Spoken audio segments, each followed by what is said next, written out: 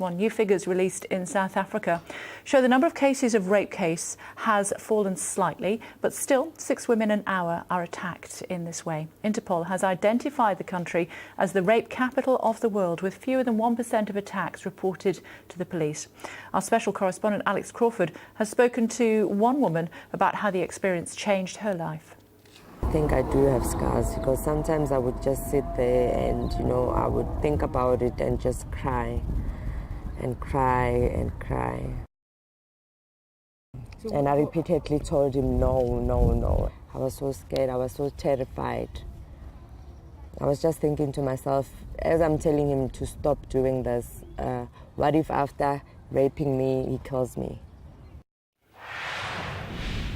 Andy Kawa is an activist and anti-rape campaigner, joins us now from Johannesburg. Thank you for joining us on Sky News this afternoon. The rape capital of the world is how it's been described. Yes, it is, Kay. And thank you very much for having me here. Talk to me in a little bit more detail, if you could, about those figures. Rape capital of the world, it's sort of, almost a throwaway line, isn't it? But what are the ramifications for women who live in South Africa? Well, Kay, I think that today we had the statistic of 46,000.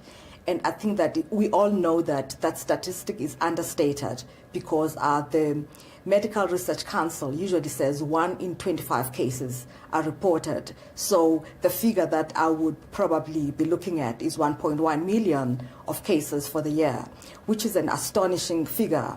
And I think that this is what I call the war at home. We've got a war in South Africa, and the war is abuse and sexual abuse. And how are these figures calculated? Well, I wouldn't know how they are calculated, but I think that the Medical Research Council did a study, and they, from the responses that they got, they came to the conclusion that 1 in 25.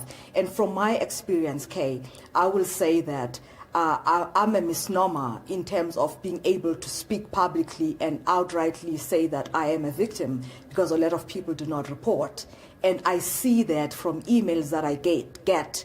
Whilst when I'm on TV or on interviews, I get emails of people saying, wow, how did they need help. Yeah, I suppose that was my point, really. The fact is that these are just figures that have been calculated by people who have actually reported being raped, potentially many others who don't come forward. Is there an environment where women feel that they can come forward and talk about what's happened to them? Well, there are a number of reasons why they wouldn't. The first one is the stigma.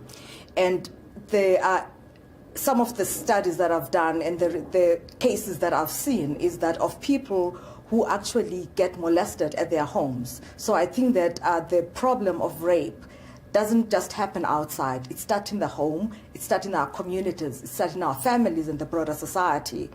And everybody is made to be silent, because it is usually somebody that you know or somebody who is close to you. So the underreporting has to do with the fear of the person who could be very close to you. And it's also to do with the fact that even if you do report, statistics show us that of cases that are reported, only 10% actually get to be heard in court with full evidence. And 4% of those get convictions. OK, Andy, we must leave it there. But thanks for joining us on Sky News this afternoon. Thank you very much indeed. Very brave lady talking about what happened to her. And you can see Alex Crawford's special report where she talks to a victim of rape and the man who raped her. That's from 9 o'clock here on Sky News this evening.